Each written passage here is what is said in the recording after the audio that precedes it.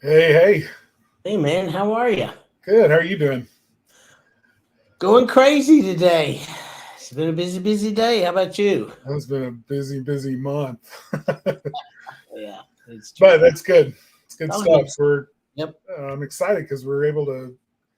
Um, we're doing a lot more proactive marketing than we've had to do in the past couple of 3 years or so. Yeah.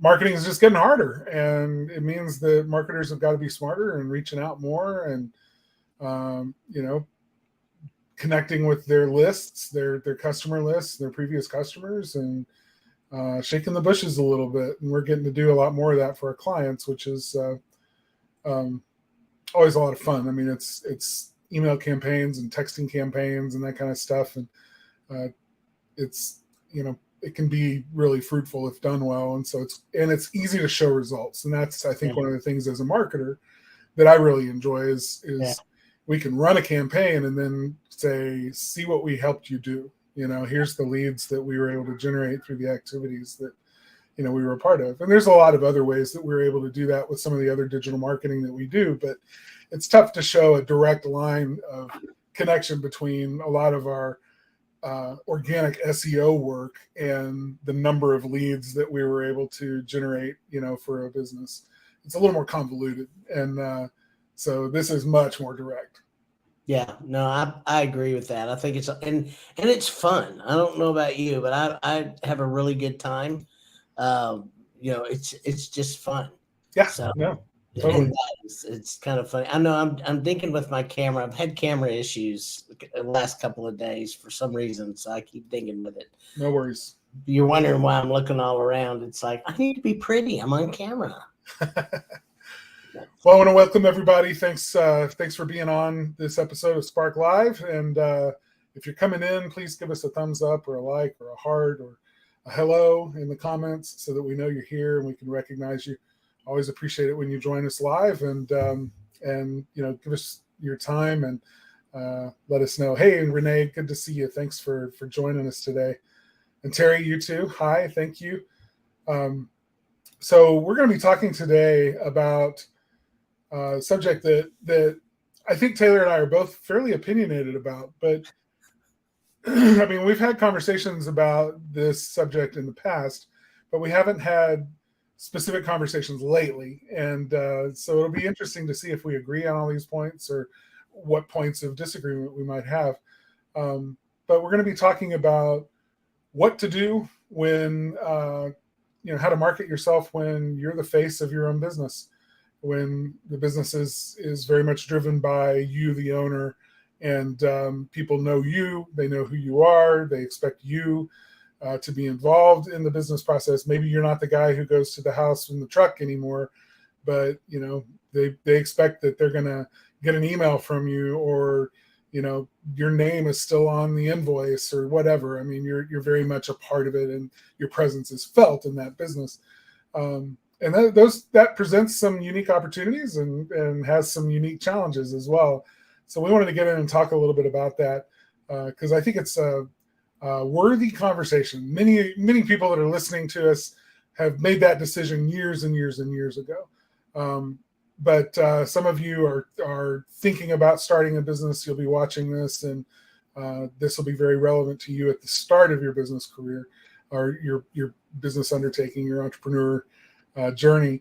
But no matter where you are, whether you've been running your business for 30 years and you're the face of your company, or you're just about to start a business and you're trying to think about what to name it and how to structure it, as far as your involvement in it, I think this conversation will have something for you. So the other thing that's real interesting when you have a lot of home service industry businesses, you find a lot of them do have the owner or a previous owner or somebody's name in the title of their business name. It's just part of their business name. So it's really an interesting thing because we've seen people who have carried a business name through with somebody else's name on it, and that person is no longer there because they bought it or took it over or whatever.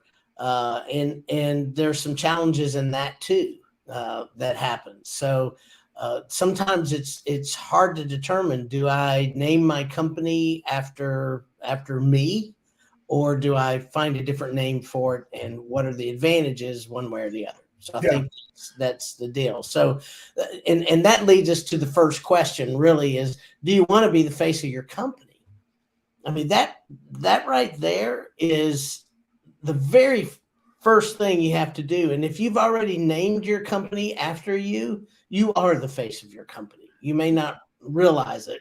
That's a pretty serious choice to be the face of your company. Yes. And, you may be running from it. You may, a whole lot of other things, but you're really the face of the company if it's named after you.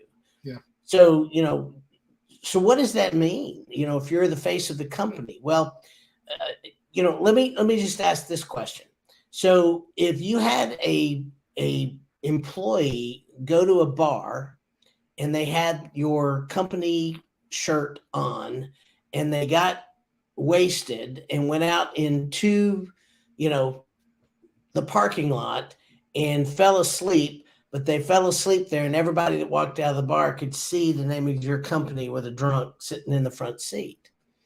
What do you do in those situations? Well, we've known people that's happened to, and that person has gotten fired. So what do you do as an owner? I mean, you just have to be very much a part of the community and upstanding in the community. I mean, those are things that when you do those kinds of things, one misstep really potentially can bring you down. Now, it depends also where you are. That's another thing. In the South, it may be a whole different situation than in an inner city situation. So that's the other thing you have to take in consideration. So I'm not saying you have to be good everywhere. I'm just simply saying you have to project, if you will, whatever the upstanding citizens wherever you are. Well, so if your name is connected to the business, then obviously the character and actions of your employees not only reflects on your company, but also on your personal name. So that is a big deal. But even if you're not necessarily putting your name on the company, but you're still the face of the company. In other words, you're still sort of making decisions to be very involved. Maybe you're just a social, gregarious kind of person who is very, very much involved in the community. You're on a t-ball team and you coach Little League and you're, a member of the Lions Club and you're, or a Mason and you're here and you're there and your church and your community organizations and maybe even politically involved and whatever. The more visible you are, the more the face of your own company you are, even if it doesn't bear your name in the name of the business. So it still is a reflection of you, if your employees are acting up or doing things in your name or in the name of your company that you run. But specifically being the face of your own company, we're not talking just about the name of the company. We're talking about, your involvement and your presence in the business being felt. I'll give you a good example of somebody whose name is on the company, who years ago was definitely the face of the company, definitely, more involved and more a part of it. But, years went by and that business grew to be a $1 billion business. And that's here in Nashville, a company called Lee and Company. And Bill Lee is the owner of it. He's currently our governor of Tennessee. He was very involved in his business years and years and years ago. It still bears his name, but he's no longer not the face of the company, but not participating in the company because of his political involvement as the governor of the state. So, is he still the face of his company? Well, that's an interesting question, but that company grew in a way where they started to transition him out of the role of the face of the company, and the company, even though it still bared his name, was less and less and less about Lee, Bill Lee and his involved in the company, and more about their presence as a company in the community that they served. So they were able to shift that, but it took a lot of work and a lot of branding and PR and marketing to really start to shift the perceptions there. So advantages and disadvantages. When we talk about if you ever want to get out of the company, if you're growing this company and you think that there's an exit strategy here where one day your intent is to grow a company that's worth something to someone so that you can sell it and get out, it may be harder to get out of a business where you are the face of that company, either by name or just your presence. The reason people do business with your company is because of you and your presence in that company. So it could be harder to extract yourself from that and still keep all the value that needs to stay in that company for you to get the price that you want, right? Because you leave the company and the value goes with you, and in many times. And so making sure that you transition that company and start thinking about how to do that well in advance of a sales event or before you put it on the market, so that whoever buys your company can see it's no longer about the owner. It's not about the owner's name being involved in the company. This is a solid business that will continue on and grow, even if this owner is bought out and leaves. So that's probably the biggest point to make here as far as like the value of your company goes. There's a lot of other considerations with regard to marketing, and we're going to get into some of those here too. Well, and I do agree with you. I think the biggest advantage so here's the thing.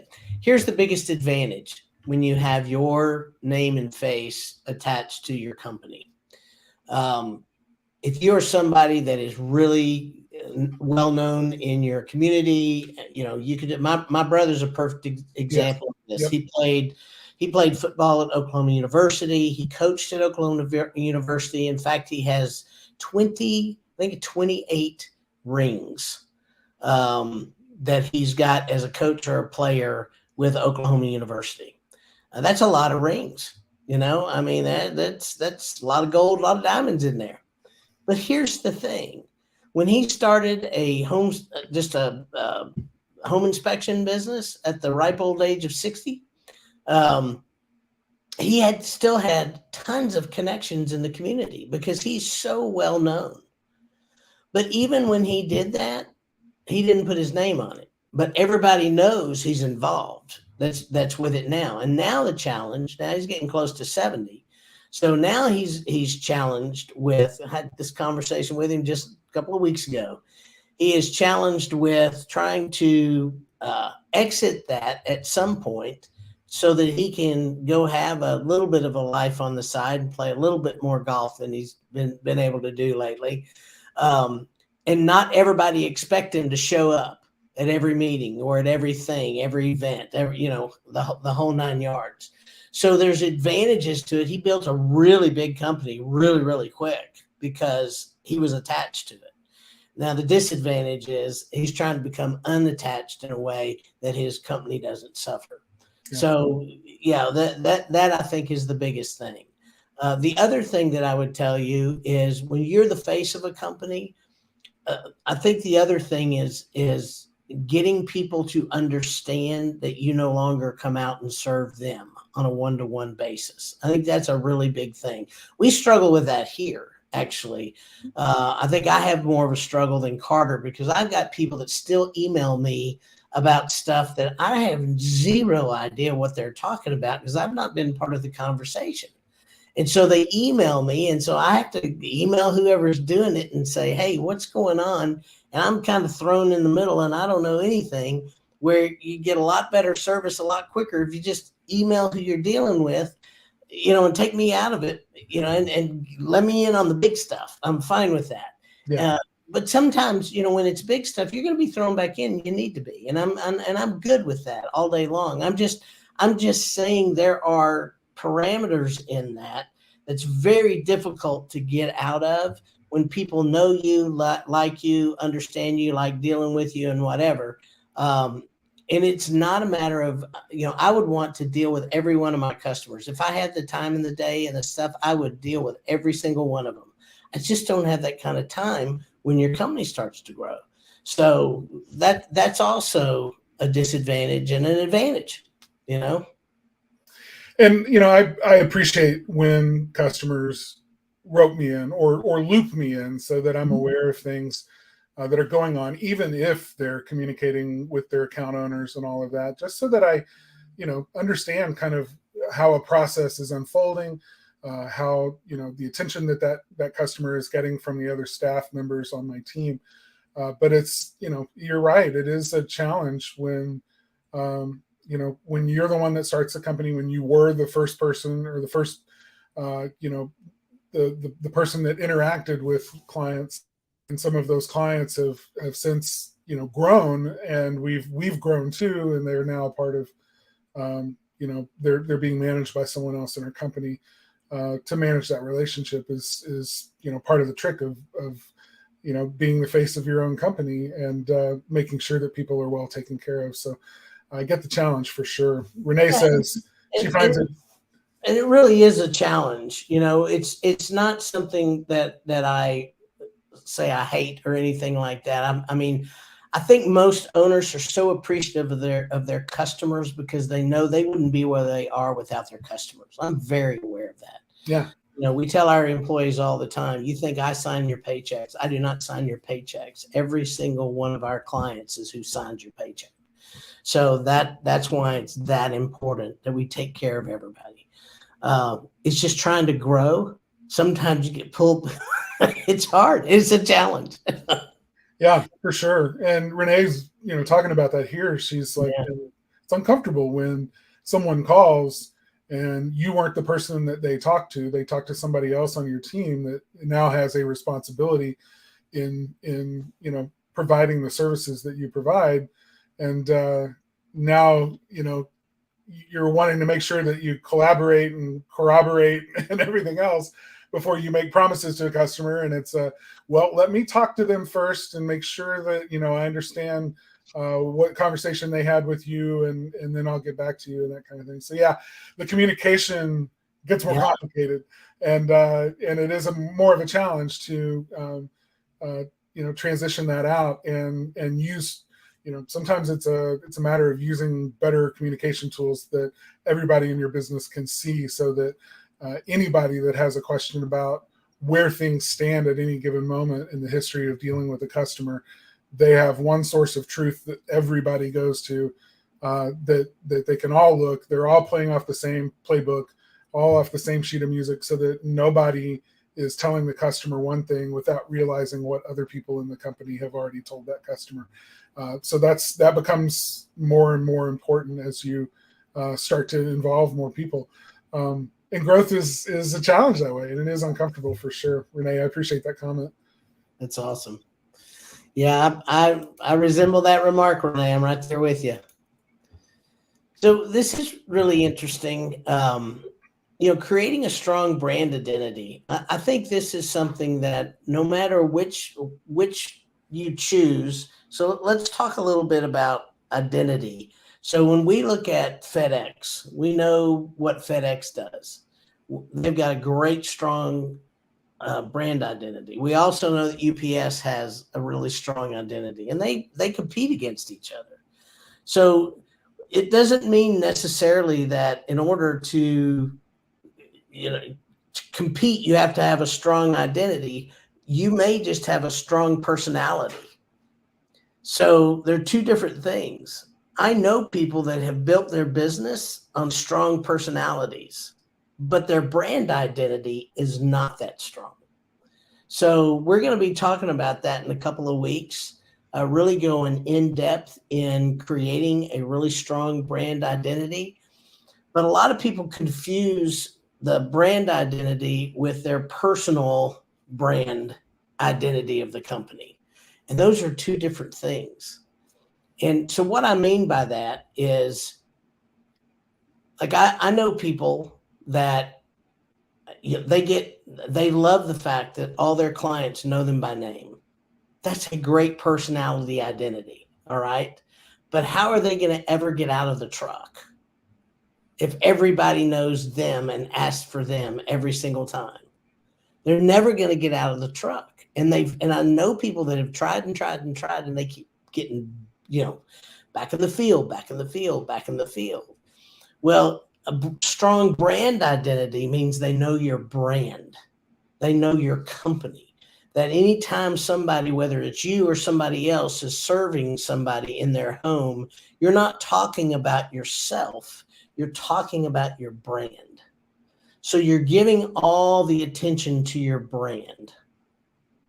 And you can be a part of that brand as the owner, but sure. The trick here is making sure that all of your customers understand that because you're the leader of the company, it's your job to make sure that every person who steps foot in your home to provide the services that our brand provides is somebody I've hand selected to represent our company and provide you the same kind of service that you would get if I was actually there doing it myself. And letting those customers know that you have that personal connection with.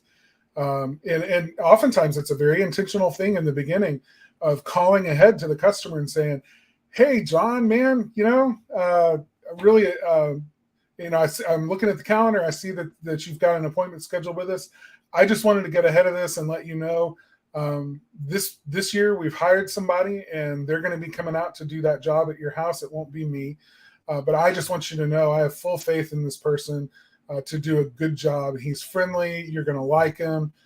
This is, you're going to have a good experience. And if you don't, I want you to let me know because I care about this relationship and I want to make sure that you get that same kind of service that you've always expected from us, right? It doesn't take a whole lot to do, but you're laying the groundwork for getting out of that relationship in the same context that you've always been in as the guy who does the thing. And now you have someone else that you've hired to do that. It helps people understand. It's setting expectations. It's communicating, what you're doing and why. And that's important. So, it can be done, but it takes deliberate and intentional effort to communicate that to customers during those transitions. And let me tell you, it's hard for customers to do that. And the reason I know that is every time that we've had to rearrange our account owners because you get too many on one and not enough, or you bring another one in and try to, even out the deal so that not everybody's covered up. Every time we've done that, there's been, there's some trepidation. And, we try to go out of our way, explain why we've done it, what's the deal. So everybody is transparent and, we're not taking you from this person because this person doesn't like you or any of those kind of things. It's just a necessary thing to get everybody even so that we actually serve our clients better. So, that's kind of the thing when you do these types of transitional things, you do have to make people aware. And I totally agree. If you can get ahead of the game, that makes it really, really easy. But on the customer side, you have to realize it's not pleasant for them because they have an expectation that's already been done. And the reason that it happens is, guys, the vast majority of us do not like change. And so we get in a rhythm and we know the who, the why, the when, the whole deal, and we're comfortable with that. And now somebody's upsetting the apple cart and something's being changed. So to let people know why it's changed, so that they understand and have that conversation with them. And it doesn't have to be a 3-hour conversation. It can be just really, really brief, or it could be an email or a letter or something to just make sure that they understand and know what's going on. And if they have any questions, to please pick up the phone and call you. Will work as well. It's just a communication piece. And I think that's what's really that's really the main thing, because if you can build something where people identify your brand away from a specific person, not only in the end result are you going to be able to get out of the business and potentially sell it, but along the way you're going to be able to grow it easier because the brand becomes stronger and stronger and you become less and less not a part of your company, but a part of that brand identity. And that's not always bad, but there are people that like being the absolute face of their brand and they don't want to do that. And that's okay too. Sure. No, and it's a viable way of growing a business, and having a solid book of business for as long as you're involved in the company. And if you enjoy being involved in your company, you enjoy running it, you enjoy doing the work and solving the problems and optimizing it for everything that you want in life, then no problem doing it. But it is if you get to a point in your life where you want to make those changes and do something different, then there's a process to go through to unwind some of the things that you did. And you said it, Taylor. People don't like change. I would say it this way: it's not really that I'm disagreeing with you. It's the part of change that people don't like, which is the unknown. It's I don't know if this is going to be better for me or worse for me, right? Sometimes better the devil you know than the devil you don't know. And so that's the thing that people don't like about change. When people understand that change is going to be good for them, that it's not only good for them, but it's going to be something they enjoy or something that is a direct benefit and easy to understand that benefit, they typically don't resist it quite so much and don't dislike it. So it's not so much change that they don't like, it's the unknown around change. So our job as business owners, both with our employees and with our customers, is to explain how some of the changes that we're making are in their best interest. We're doing it so that we can continue and increase our service levels without having to raise prices, et cetera. I mean, those kinds of explanations help to remove some of that unknown about the change and help people stay feeling like they can stay connected to you and to your brand, because even though it's changing, it's still in their best interest to be there. Yeah, and I agree with Renee. It's all the folks that retain the place as founder. Yeah, they're not in the trenches. They're not doing the day-to-day, but they still maintain founder status. Absolutely. And there's the last part, even when they sell. Yeah. Yeah, and I was going to make that point too. And that's a great point that you bring up, Renee. And it's definitely possible to structure a business, selling a business to keep your name associated with the company, even if it's not in the name of the company. Even just letting people know that you still consult with the company or you're still the founder of the company. If that name recognition is important to the ongoing concern of the business, then keeping your name somehow attached to it can be a good solution for getting what you need to get out of the company at sale, but also giving that company, the company that's buying it, what they need in order to continue the business growth that they hope that they can do. But now you're attached to a company that you no longer run, and your name is still on it, which means that if they tank it and suddenly earn a reputation in the industry or in the community that you serve as being unfair, unfair business practices, they don't treat their customers well, they don't communicate well, they're doing shady things, they charge too much, whatever it may be. Now, all of those criticisms are still, attached to your name, but you have no redress. You have no ability to affect change in your business to overcome those things or solve those problems. So it's a tricky thing you got to really know the people that are taking over for you to trust that they're going to honor your name being associated with something that you no longer control. No, I totally agree with that. And that brings us to our last point, where to take your brand when, where do you take it? I've had people say, okay, I've got this brand, I've got the logo, I've got my colors, I've got, all these things in here now. What the heck do I do with it now? Well, some of you guys know, well, use the logo, put the logo on things, make sure your colors match, make sure your trucks are wrapped. All those kind of things are great. Make sure it's on, the right things are on the logo. I can't tell you how many logos that we've gotten from some companies. Sometimes there's 3 or 4 different logos used in 3 or 4 different places. I'm like, and which one of these is actually your logo? I mean, it's kind of nuts. But, also think about going into the schools, making sure you're doing sponsorships and stuff, especially in high schools. I think that's one of the places that some of the companies that we work with are getting some really good prospects for labor. out of high schools. And so if they know who you are, if they know, what you do and it's of interest to them, I think taking your brand in the schools is really, really, really important. Keeping your brand consistent is also really important. So I think when you're the face of the company, the places where you can have the most impact in terms of marketing is in those community-centered opportunities.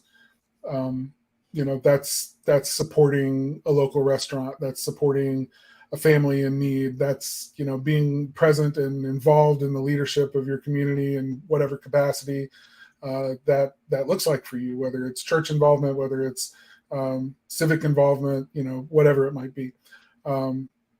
But the more visible you are, and if you're one of those characters that everybody just likes because you're likable and fun to be around, that can grow your business in a huge way because you're very visible and you bring your company into those discussions and you do it in an organic way.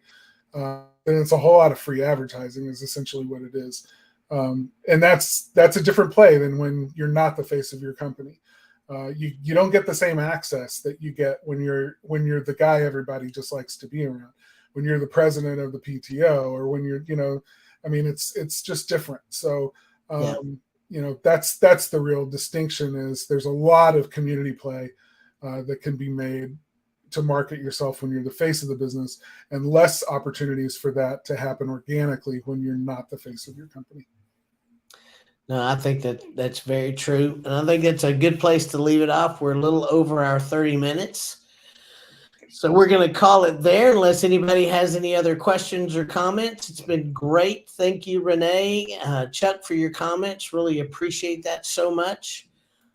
Just want to let everybody know that Spark Live is also released as a podcast on Spotify, iTunes, Google Play, Podvine, or your favorite player. And then next week, we're just going to have our monthly Q&A. We've got some great questions coming in. So if you guys have questions that you want to send to us, and hey, we're always open. Send those questions to me, Taylor@sparkmarketer.com or Carter@sparkmarketer.com. I think both of our emails are right there. Love to get you guys a little bit more involved with some of the things that we're doing. So please send us your questions, and we will see you next week. Thanks guys. Everybody. See you.